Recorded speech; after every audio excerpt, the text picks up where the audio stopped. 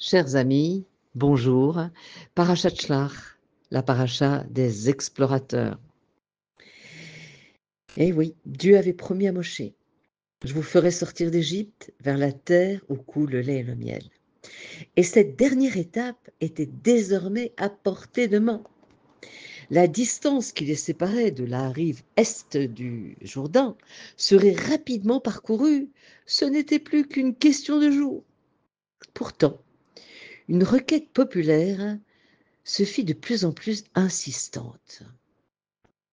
Il fallait envoyer des explorateurs, des méraglim. Dieu savait que la terre était bonne, mais savoir quelles étaient les spécificités de cette terre, les habitants, serait-elle facile à conquérir ou cela demanderait-il plus de patience, de stratégie, plus affinée? Donc Moshe était dans un premier temps surpris par cette requête. Mais, bien sûr, en connexion directe avec Dieu, il lui posa la question. Et Dieu a donné son accord pour envoyer des explorateurs. Après tout, bien, si cela pouvait apaiser quelques appréhensions, bien compréhensibles, pourquoi pas? Alors, Moshe Rabbeinu a choisi 12 hommes, 12 chefs des tribus d'Israël qui étaient alors au-dessus de tout soupçon. Et ils sont partis munis d'une feuille de route que Moshe Rabbeinu leur avait préparée avec des signes précis à observer, une analyse topographique à effectuer, etc. Ce voyage a duré 40 jours et leur retour a été un désastre. Ils ont ramené des fruits d'une taille incroyable. Euh, C'était complètement géant. C'est cette grappe de raisin, ces grenades. Ces fruits étaient d'une incroyable beauté. Et ils ont dit la chose suivante, je cite. Imaginez, dirent-ils, si telle est la taille de ces fruits, quelle peut être celle de ses habitants? Ce sont des géants devant lesquels nous nous sentions comme des sauterelles. Et c'est d'ailleurs ainsi qu'ils nous ont considérés. Seuls deux des explorateurs, Yoshua et Caleb, ont eu un discours dissonant et ont essayé de convaincre le peuple. Et en disant que Dieu a fait les miracles de la sortie d'Égypte, qu'il n'aurait absolument pas aucun problème pour venir à bout des habitants de cette terre. Mais rien n'y fit. Certains ont été dire que la conquête était vraiment impossible, même pour lui, L majuscule, pour Dieu lui-même. Et la colère, mais surtout la peur, s'est emparée des hommes de cette génération qui ont pleuré cette nuit-là à chaudes larmes. Et bien sûr, on le sait, la sentence d'Hachem, la sentence divine ne s'est pas fait attendre. Alors, puisqu'ils n'ont pas voulu de la terre, eh bien, ils ne l'auront pas.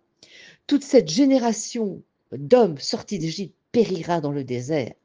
Et puisque les explorateurs ont mis 40 jours pour dénigrer la terre, ceux qui les suivirent, eh bien, erreront 40 ans dans le désert et y seront enterrés.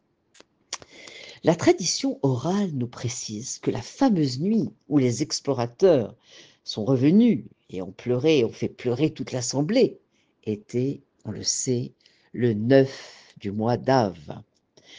Le Talmud nous apprend que Dieu dit à ce moment, ah, vous avez pleuré sans raison.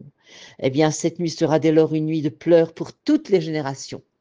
Et de fait, cette date deviendra, on le sait, tristement célèbre, car elle sera celle de la destruction des deux temples, de l'expulsion des Juifs d'Espagne, lors de l'Inquisition et de nombreux tourments qui sont arrivés le 9 Av lors de la Deuxième Guerre mondiale. Alors, pourtant, une analyse plus approfondie de cette phrase soulève à l'évidence une question. Est-ce que ça s'apparente à une exclamation du style « Ah, si tu continues à pleurer pour rien, eh bien je te donnerai une raison de pleurer » que de nombreux parents peuvent dire à leurs enfants, et franchement, ce n'est pas très pédagogique. Alors y a-t-il une logique? Fut-elle divine à punir des pleurs irraisonnés par une interminable liste de raisons de verser des larmes? En vérité, le Talmud nous dit tout autre chose. il nous donne une des leçons les plus précieuses de l'existence. Il nous dit que la réalité ne s'impose pas à nous, mais commence à se fabriquer dans notre esprit. Alors la réussite ou l'échec sont avant tout une question de mental. La conviction que l'on peut réussir, eh bien, c'est un ingrédient essentiel de toute entreprise humaine. Or, depuis la sortie d'Égypte, le peuple juif avait bénéficié d'une multitude de miracles bienfaisants qui mettaient à sa portée tout ce dont il avait besoin sans le moindre effort. Et pour la première fois de son histoire, il lui était demandé de se prendre en main, d'agir concrètement pour arriver à ses fins. Mais qu'a-t-il manqué? Qu'est-ce qu'il a manqué? Quel est l'ingrédient indispensable qu'il fallait à ce moment-là? Eh bien, il a manqué de confiance en lui, en sa capacité à agir et surtout à réussir. Les explorateurs ont exprimé d'ailleurs, peut-être sans le savoir, en précisant que si les habitants de la terre d'Israël les avaient considérés comme des sauterelles, eh bien, c'est parce qu'eux-mêmes se voyaient ainsi. Car aussi surprenant que cela puisse paraître, la confiance en soi est absolument indispensable pour la confiance en Dieu. Car elle induit l'idée que puisque c'est lui en permanence qui dirige le monde, aucune situation de notre vie ne nous aurait été donnée de vivre sans être accompagnée des forces nécessaires pour l'affronter. Alors, dès lors, bien loin d'être une malédiction vengeresse, la phrase du Talmud est un appel à changer d'optique. Car le manque de confiance en soi et dans les forces dont le Créateur nous a gratifiés est un état d'esprit qui se transmet de génération en génération et qu'il faut absolument éradiquer, juguler pour permettre à nos enfants de mener à bien la mission qui est la leur. Alors, pourquoi la confiance en soi est si importante?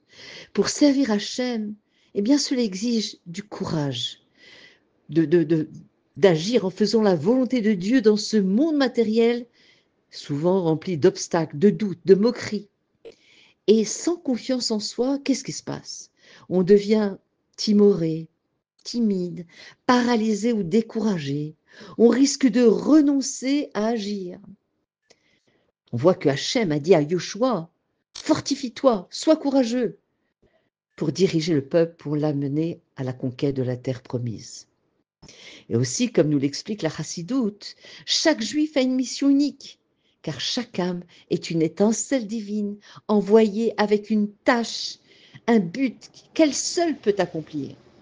Et si on ne croit pas en ses forces, on néglige cette mission, et qu'est-ce qui se passe? Eh bien, on prive le monde de la lumière qu'on devait apporter. La Chassidoute nous enseigne que le vrai bitachon atzmi est en réalité une confiance en Dieu. Et se dire, puisqu'Hachem m'a donné cette mission et ses talents, je suis sûr qu'il me donne la force de réussir. Donc, sans confiance, on devient la proie du Yetzer Hara, du mauvais penchant. Le rabbi insiste d'ailleurs dans une de ses sérotes en disant que le manque de confiance est souvent l'arme préférée du mauvais penchant pour empêcher quelqu'un d'agir pour le bien et qu'il soit terrassé, qu'il ne puisse plus vraiment agir pour faire mitzvot, pour faire les mitzvot. Donc avoir confiance en soi rend fort et insensible aux critiques inutiles. On raconte qu'un jour, un jeune chassid du Baal Shem Tov devait accomplir une mission très importante, transmettre une lettre confidentielle à un grand rabbin dans une ville lointaine. Le Baal Shem Tov lui donna son propre cheval et lui dit « N'aie peur de rien et avance sans crainte ». Le jeune homme a pris la route. En chemin, il traversa une forêt sombre. Soudain, des brigands surgirent et ont voulu le détrousser. Paniqué, le chassid se souvint des paroles de son maître. « N'aie peur de rien !» Il respira profondément et se dit, si le Baal Shem Tov m'a donné cette mission et ce cheval, c'est qu'Hachem me protège et je ne crains personne. À cet instant, le cheval se cabra et soudain, avec une force surnaturelle, fonça à toute allure. Les brigands terrifiés se sont enfuis dans le bois et le chassid arriva sain et sauf à destination. quand il retourna voir le Baal Shem Tov, et bien sûr, il lui a raconté tout ce qui s'était passé. Le tzaddik lui dit, sache mon enfant, la peur vient de toi, de l'ego, mais la confiance vient de ton âme, de ta émouna, qui sait qu'elle est une partie du Dieu vivant. Quand tu as confiance, le monde entier devient ton allié. Alors finalement, la vraie confiance en soi naît de la certitude que Hachem t'accompagne.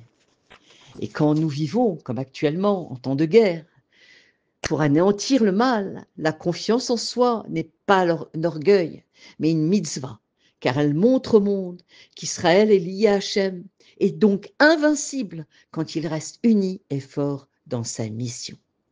Donc, on va gagner, que nos dirigeants aient la force d'aller jusqu'au bout, Bezrat Hashem, dit Danotsar. Et ce Shabbat, nous allons bénir le mois de Tammuz, Shabbat Mevarchim. Donc, multiplions les Teilim, crions vers Hashem, et que la victoire sonne très rapidement. Et Mashiach Bekarov, qu'il se dévoile et qu'on sort de cette galoute, de ces épreuves. Shabbat Shalom, Umevorach.